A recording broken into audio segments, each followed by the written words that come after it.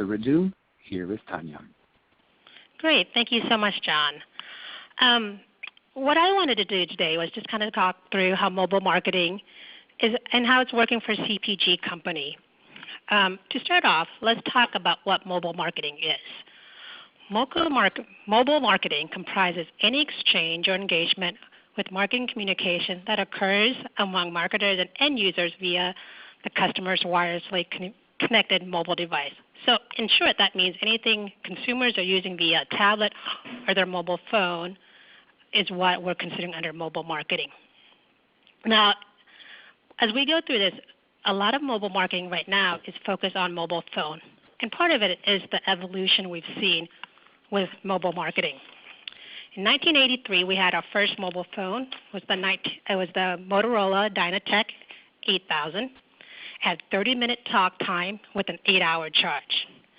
And of course, today we know we have smartphones, from iPhone to Samsung, the whole gamut.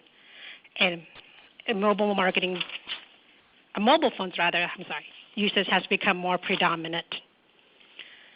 In this chart, what I'm looking at is the penetration of mobile devices. You can see, as of October 2013, 65% of all U.S. households have access on a smartphone. And in comparison, for tablets, you see the penetration is 34%, or 82 million users. Okay? And the reason that's really important as well is that we've seen mobile marketing or mobile phone working a lot more because the screen size has increased. First, we started with the iPhone 5, which had about a 4-inch screen. Today, 6-inch screens are very common and prevalent in the industry. And that's really important because people and consumers are accessing the internet via mobile phones more and more.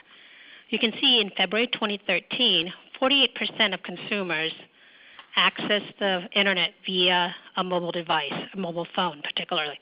Today, that number is 56%. Conversely, on a desktop, 46% of consumers in 2013 of February access the internet via desktop, and today that number has dropped down to 36%. You can see the middle bar, that lighter blue is multi-platform users, so people who are kind of doing both mobile phone and the desktop. Okay? Now, as mentioned, we did a survey this past summer among manufacturers to ask them how are their company using mobile marketing. And for the majority, mobile marketing is a sustainable marketing strategy for them. 85% of our responders said that. 11% were kind of in that unsure, don't know phase, trying to figure things out. To the right of this pie chart, what you see is some respondents quote directly from the survey. More and more consumers are using their mobile devices as their primary technology. There's no sign that this will waver. And then another responder also said mobile devices are part of our culture that will never leave us. As I'm sure that's becoming more and more true, as now, if you think about it, a lot of time researchers are calling today's society kind of the look-down era. People are always looking down their phone and engage in another platform. Okay. Mobile marketing to us encompasses a variety of tactics, anything from a brand website, ads, application, QR codes, location-based marketing or beacon, texting, multimedia messages, and then along with those coupons, in-game or gamification, surveys, email, mobile payment, and then also mobile searches. From our survey among manufacturers, the majority are using mobile marketing, 66%. And this number is going to be growing year over year. The top 5 tactics that people are using are websites, applications, ads, coupons, and text and location-based services. Now, what I would like to do is kind of dive into each of these and provide some example and best practices we have seen in these 5 areas. First off, let's look at website. To have a website be mobile conducive. It has to be simple and answer the consumer's need quickly. Some of the things we look for is, does it have a store locator or a product finder? Does it have a tap-to-call phone number? Does it have a search capability? And does it actually have a link to the full site?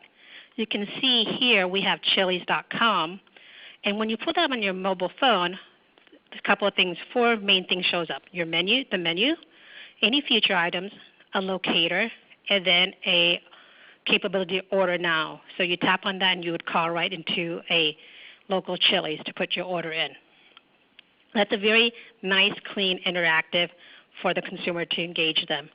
Conversely, on the right, what you see is this is a mile-high comic book, and this in itself is the full website. There's been no optimization to make it a mobile conducive platform. Okay. The next thing we're seeing a lot of retail consumers and brands and manufacturers use is applications. With apps, it's also identified as the one with the most potential for growth in the future. And the key is really to make apps resonate with consumers. Here we saw Charmin did a sit or squat, where it's a bathroom finder online, where you could go into public bathroom, rate them as would you want to sit versus squat, and the location, the time of all those things in your mobile apps. The key with apps is that a lot of retailers are now forging into this area. Most prominent one that comes to mind is probably Walgreens, where they're doing a lot with their apps, tying it into their Balance Reward program, and then using that, doing an omni-channel strategy around it. Okay. As we had mentioned, 50% of people are accessing the internet via their mobile phone, and that's growing each year. With that, ads are becoming more important. Best practices for ads we see is keep it simple. The message, the content, the graphic should be short and to the point. And it really provides you need to provide a call to action. What is it that we want the consumer to do? And lastly, make it relevant. Does it fit the consumer needs? And in this example, we found the Benadryl ran this campaign, which was really successful with weather.com. So this was run during the summer where they were doing pollen forecast, and then a banner ad would show up about Benadryl, and if you clicked on it, you would get a coupon and go to the Benadryl mobile site. So making it very relevant to what the consumer was doing on their phone at that time. Okay. Coupons, we're seeing more and more people go to digital coupons. Most recently, in this past October, we saw Walgreens really announce the success of their mobile couponing strategy. Their couponing strategy, as we mentioned, ties into their Balance Rewards program. And it's really focused. You can do it print at home. You can do it loading it directly to your account, and then redeemable at the store. With print at home across all retailers, we're seeing redemption very high, typically around 17%. With load to card programs or save to card, redemption is a little softer at 6%. And some of the leading retailers we're seeing with load to card program are Kroger, Meijer, CVS, and Giant Eagle. Okay. And then lastly, texting. It's an older technology, but it's still working, and we're still seeing a lot of manufacturers use it. Some best practices in texting is to consider the message. Is it a positive distraction? We're sending consumers this text, and is it fun? Do they want to see it, or is it more of an annoyance? Consider the timing. We never want to text a promotion after 9 p.m. And then also consider the entire mobile device as they click or touch on something or scan through.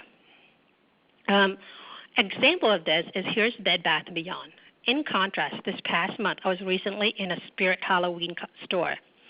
And right out of the checkout, there was a sign that for you to text to a certain number, receive an offer. The lady who was in front of me texted to this number and then waited and waited and waited for the offer to come through. She probably waited 5 minutes before she finally gave up and just told the cashier to ring her out. So it's really important to think about placement.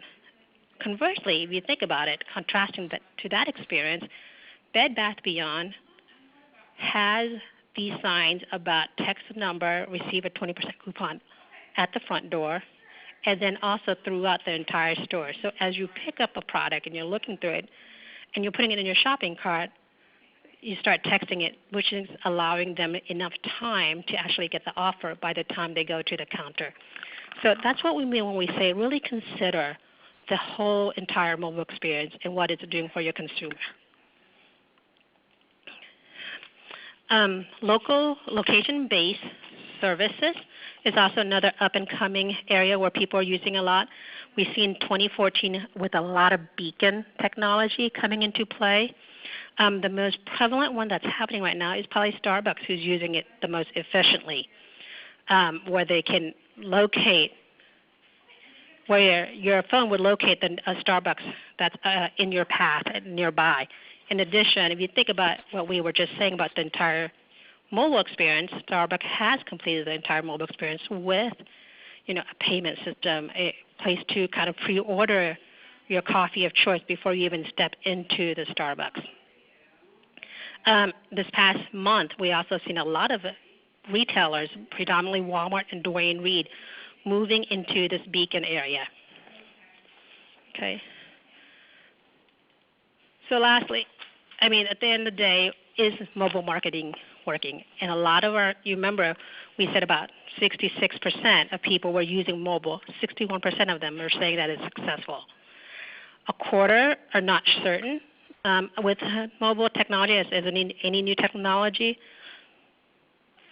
there's an uncertainty about what to track, what is success, what defines success. And for those manufacturers who do not make that decision beforehand, it's hard to know if they're reaching what they need to be. Okay. So lastly, mobile marketing. For us, the way we see mobile marketing is that it's another communication touch point for us to reach our consumer. It also happens to be the most relevant and prevalent one that's growing right now. And we need to figure out how to integrate mobile into a bigger strategy. How does it work within our bigger marketing strategy? There's some minimum things, make sure our website are mobile ready and ready to go for our consumers, and that it's easy for them and it's relevant to them.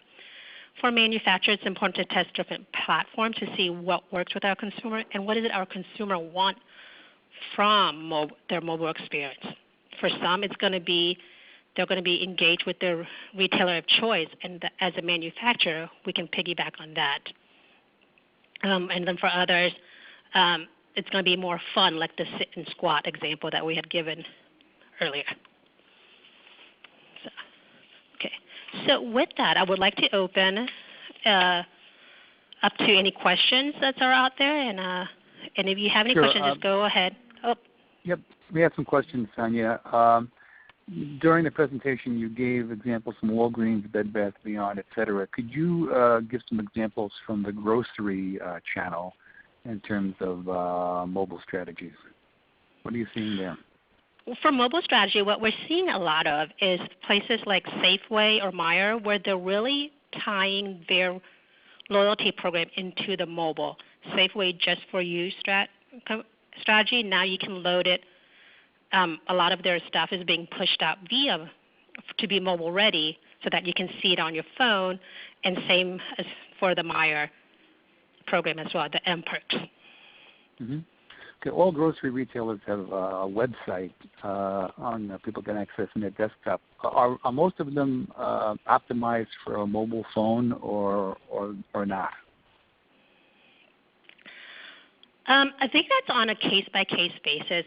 For a retailer and any retailer beyond grocery, it's very difficult to discern why are consumers coming to my website. A lot of as it becomes the primary way people are accessing their internet, it's hard to say, for a Giant Eagle to say we have all these things available for you. What a lot of retailers do, we are seeing, is they're adding 3 minimum things on their mobile site. 1 being the weekly ad, 2 a coupon page, and 3 a location finder, or the kind of 3 basic components we're finding across retailers. Okay. You mentioned Starbucks for location-based.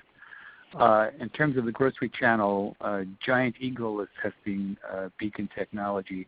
Are any other grocery retailers doing this, and do you see this happening more in grocery in the future? We do see it more happening in the future. We see a lot with Safeway as well at Giant Eagle. I know Walmart recently, their beacon technology is actually in their lights. If you take a look at, they have GE light bulbs which have the beacon sensors in them. So they're starting to use that and really becoming more prevalent in those areas. Okay. But and a lot of the way people are using beacon technology as they're implementing it, the retailer, is to ping, almost to kind of give an offer or deliver an ad to a consumer as they're in the store, and specifically even within the aisle. So if you're in the aisle where Zatarain's, to make gumbo or jambalaya, a coupon or an ad for that would ding on your phone and you would take a look at it. The downside of it is that within each of these beacon technologies, there's only a certain amount of time you can interrupt a consumer before they start ignoring it completely or shut down the application and then quit interacting with you. Okay, another question. Do I need a standalone mobile strategy to be successful in the future?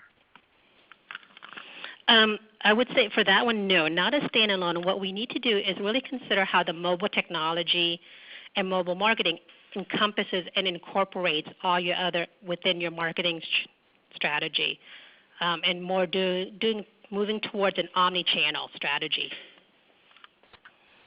Okay. A couple more questions. Which mobile platforms will grow the most, in your opinion?